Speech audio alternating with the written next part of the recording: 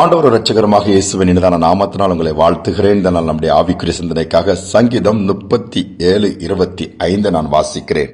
நான் இளைஞனாயிருந்தேன், முதிர் வயதுள்ளவனும் ஆனேன்.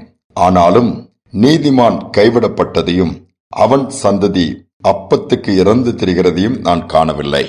இவ்வளவு ஒரு அருமையான வார்த்தை பாருங்க. ஒரு பெரிய ஒரு ஸ்டேட்மெண்ட். என்ன சொல்றாப்புல, நான் இளைஞனா இருக்கும் போது பாக்குறேன் நீதிமான்கள் எப்படி இருக்கிறாங்கன்ட்டு, அவனுடைய சந்ததி எப்படி இருக்குன்னு பாக்குறேன். அதோடு மட்டும் இல்ல, நான் முதிர் வயதாயிட்டேன்.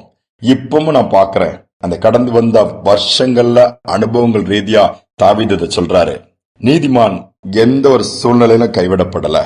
சூழ்நிலையில் வேணா விரோதமா இருக்கலாம், எதிராக இருக்கலாம், சாதகமா கூட இல்லாம இருக்கலாம். ஆனா ஆண்டவர் நீதிமான கைவிடல. நான் அதை பார்த்தேங்கிறாரு. இளைஞனா இருக்கும்போது பார்த்தேன், இப்ப முதிர் வயதாயிட்டு நல்லா ராஜ மேன்மை பார்த்து எல்லா விதத்திலும் வாழ்க்கையின் எல்லா பகுதியும் எல்லா எல்கையும் தொட்டவர் தான் தாவீது. அர்த்தம் சொல்லுகிற ஸ்டேட்மெண்ட பாருங்க.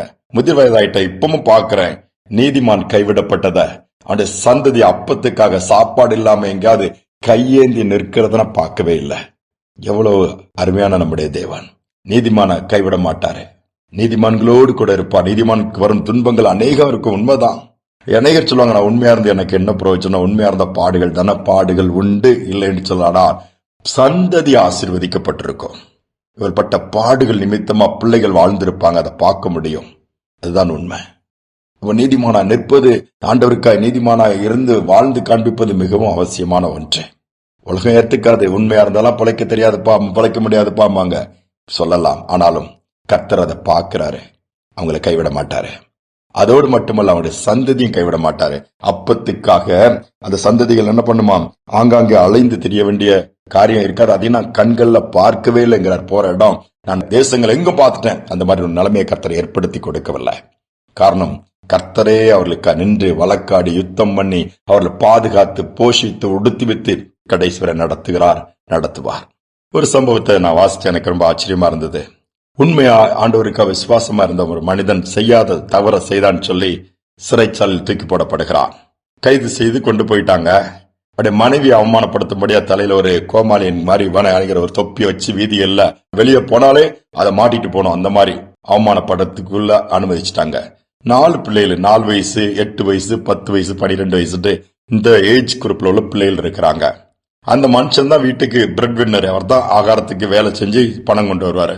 அவரையும் ஜெயில போட்டாச்சு. வருமானம் எப்படி வரும்? அவர் உண்மையா இருக்கிறவர், உத்தமமா இருக்கிறவர், ஆண்டவருக்கு பிரியமா இருக்கிறவர், யாரையும் குறை சொல்ல மாட்டாரு. எந்த பொய் சொல்லி உலகப்புற குறுக்கு வழியை அவர் கையாண்டதே கிடையாது. ஆனா அவருக்கு கிடைச்ச தண்டனை கொஞ்சம் பெருசுதான். 2 நாள் சமாளிச்சாங்க. இருக்கிறத வச்சு நீ சாப்பாட்டுக்கே வழி இல்ல, எங்க போய் கையேந்துறது, என்ன பண்றது? 4 பிள்ளைகளுக்கு ஆகாரம் கொடுக்கணும். அதை தாய் தவிக்கிறாள்.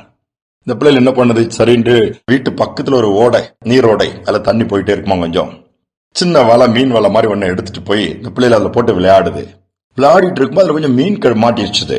இந்த பிள்ளைகளுக்கு ஆச்சரியம். குட்டி குட்டி பசங்க அது நேர வீட்டுக்கு தூக்கிட்டு, மம்மி இந்த வலையை போட்டு விளையாண்டோம், இந்த மீன் கிடைச்சிருச்சுன்னு சொல்லிட்டு கொடுக்கறாங்க. உடனே அந்த அம்மாவை அதை சமைச்சு பிள்ளைகளுக்கு ஆகாரத்தை கொடுக்கறாங்க. முதல் நாள் முடிஞ்சிச்சு. சரி, அடுத்த நாள் போய் பாப்போம் ட்ரை பண்றாங்க. அடுத்த நாள் மீன் கிடைக்குது. ஆனா அந்த ஓடையில மீனே கிடையாது. அடுத்த நாள் மீன் விழுது கொஞ்சம் அதிகமா கிடைக்குது. அதை கொஞ்சம் விற்று அந்த காசை வச்சு வேற பொருட்களை வாங்கி குடும்பம் நடத்த ஆரம்பிச்சிட்டாங்க. டெய்லி இந்த தம்பிமாருக்கு வேலை அதுதான்.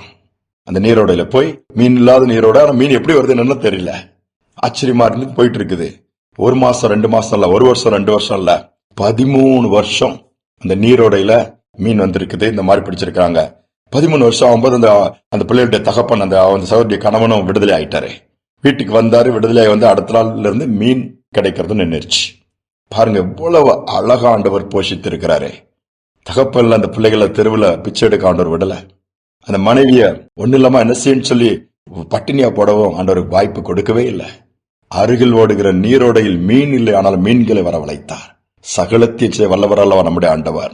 இல்லாததை கூட இருக்கிறதா அழைக்கிறவர். Is a creator, is a God almighty. இன்னைக்கு நீங்க கடந்து போற பாதை சற்று சிந்திச்சு பாருங்க. ஒண்ணுமே இல்லையா, இதுல என்ன கிடைக்க போகுதுன்னு சொல்றீங்களா? இதெல்லாம் அவங்களாம் ட்ரை பண்ணி தோற்று போனதுப்பா, நாங்களாம் பண்ணாதான் நீ பண்ணிட போறான்னு மற்றவங்க கேட்கறாங்களா? உண்மை உத்தமமா இருந்து பாருங்க, நீங்க செய்யறதெல்லாட்டி கர்த்தர் வாய்க்க பண்ணுவாரு. அதுதான் வேதம் சொல்லுகிறது. ஒருபோதும் நீதிமான அவர் கைவிட்டதில்லை. அவங்களுடைய பிள்ளைகள் சந்ததி அப்பத்துக்காக தெருக்கள்ல, ரோடுகள்ல, வீதிகள்ல அலைந்து திரிய ஆண்டவர் விட்டதும் கிடையாது. அந்த தேவன் தான் நம்முடைய தேவன்.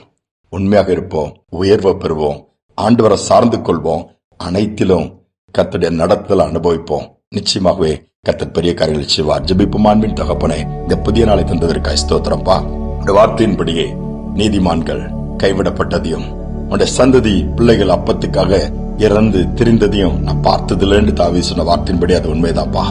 எவ்வளவு காரியங்களை எவ்வளவு எக்ஸாம்பிள் பாக்குறோம். உண்மையா இருந்தவங்க எல்லாம் எவ்வளவு உயர்வை ரீச் பண்ணிருக்காங்க. ஒண்ணுமில்லாம போன மாதிரி தெரியும், மற்றவங்க பார்வைக்கு அவ்வளவுதான் இவங்களுக்கு என்னத்தை சாதிச்சாங்கடா. நாட்கள் வரும்பொழுது நீங்க காமிக்கிறீங்கப்பா. இன்னைக்கு ஒருவேளை உண்மையா இருந்து இன்னைக்கு எதனை அனுபவிக்கிறவங்க இந்த செய்தி கேட்கலாம். எத்தனை நாள் உத்தமமா இருக்குது, எத்தனை நாள் பொறுமையா இருக்கிறது, எத்தனை நாள் அமைதியா இருக்குது, பல கேள்விகள் வரும். ஆனாலும் என் தேவன் அவர்களுக்கு பிரதிபலன் கொடுக்கிறப்பா. சந்ததிகளை நீ கைவிட மாட்டீங்கப்பா. நம்முடைய கண்கள் அப்படிப்பட்ட பிள்ளைகள் மேல் பதிக்கப்பட்டிருப்பதற்காய் ஸ்தோத்திரம். அவர்கள் மேல் நோக்கமா இருப்பதற்காய் ஸ்தோத்திரம். கரம் பிடித்து நடத்துவதற்காய் ஸ்தோத்திரம். இன்னைக்கு அப்படிப்பட்ட சூழலுக்கு பிள்ளைகளை ஒவ்வொரு நினைவு கூர்ந்து நாளை தினம் என்ன செய்ய வேண்டும் தெரியலையே, எங்க வாழ்க்கையில் இப்படி ஆயிடுச்சுத, எதிர்பாராத இழப்பை நான் சந்திச்சுட்டேன், எதிர்பாராத நஷ்டத்தை நான் சந்திச்சுட்டேன், கடன் எதிர்பார்க்கவே இவ்வளவு வந்துருச்சு, எழுந்திருக்கிறதற்கு வழியில் என்று சொல்லி தத்தளிக்கிற பிள்ளைகளை கண்ணோக்கி பார்த்து உமக்காய் விசுவாசத்திலே உண்மை உத்தமா இருப்பது நிமித்தம் இந்த நாளிலே தூக்கி நிறுத்துவீராக, அற்புதங்களை செய்வீராக, அடையாளங்களை காண்பிப்பீராக. செய்வதற்காய் ஸ்தோத்திரம். தாழ்த்தி ஒப்புக் கொடுக்கிறேன். துதிக நம்மை ஏற்றுக்கொள்ளும் இயேசுவின் நாமத்தில் பிதாவே, ஆமேன், ஆமேன். அற்புதங்களை செய்கிற தேவன் நம்மோடு கூட இருக்கிறார். இன்றும் அவர் செய்ய வல்லவராக இருக்கிறார். ஆனால் நாம் எப்பொழுது ஆண்டவருக்கு முன்பாக உண்மையாக இருப்போம், அவரை பிரியப்படுத்துவோம். சந்ததிகளும் ஆசீர்வதிக்கப்படும் சிந்தனையோடு இந்த நாளை தொடர்வோம். மீண்டும் நாளை தினம் சந்திப்போம்.